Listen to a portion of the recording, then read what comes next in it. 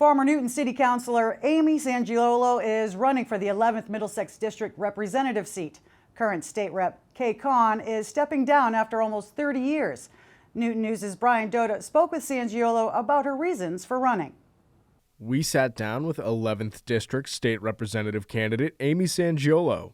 After a long career within the town, dating back to when the city councilors were called aldermen, she feels confident in her ability to identify the needs within her district and get proper funding to fulfill those needs. So actually I've been in Newton for 30 years. 20 years I served on the Newton City Council. I think my experience in working and collaborating not only with fellow city councilors, I guess then aldermen, as well as with different organizations throughout the city and residents throughout the city. I have a good understanding of what the needs are in this community and how to get those needs addressed.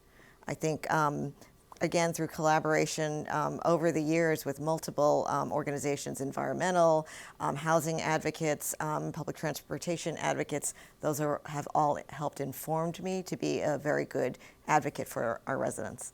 So that's a big question. I do know that Kay Kahn, who has served for 30 years, has been outstanding in terms of getting dollars to the to our district.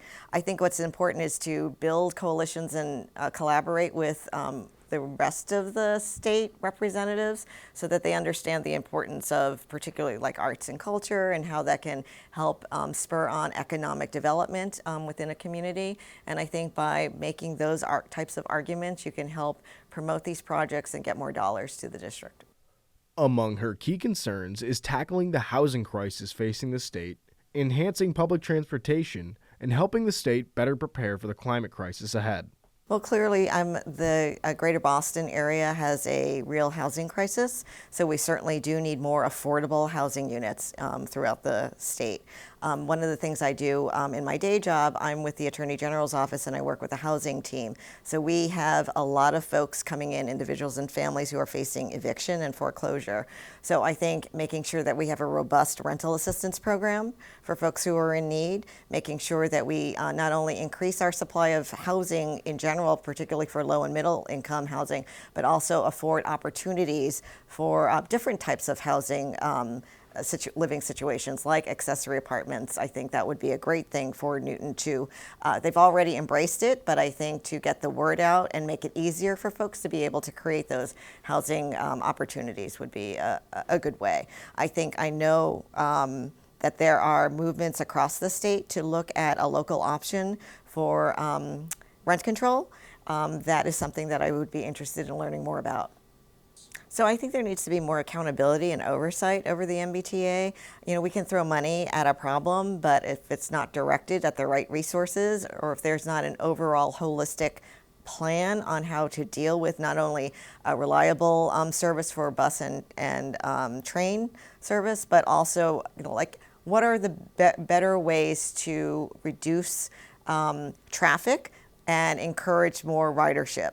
If we don't have a reliable service plan, then people are just going to opt to go into their cars. I'm very concerned about this I-90 Alston project and the intent to increase the number of lanes. I don't see how that meets our climate goals, and I don't see how that encourages people to go onto our transit system. Well, on a more local level, I think we can do more if the state would partner with different communities, including Newton. Newton is certainly a climate leader, but if we could get more generous incentives to get people off of fossil fuels and their reliance on fossil fuels by, again, offering more generous incentives for geothermal, for heat pumps, have some type of programs to encourage municipalities to have more electric charging stations for electric vehicles. Those are different ways that we can help, the state can help communities. In addition, I think the state could help communities who are looking to get off their fossil fuel gas lines by discouraging National Grid for replacing these gas lines and instead getting off of fossil fuels and going electric. She also made it clear that it's not just her experience that she brings to the table of the state rep seat, it's her passion as well. Just that, you know, I've been a city councilor for 20 years. I ran for mayor twice. I work at the state level trying to help folks stay housed. I think I have the qualifications, the skills, certainly the passion to be a great district representative, and I hope I can count on your vote on September 3rd and then again in November to be your next state rep. This is Brian Dota for Newton News.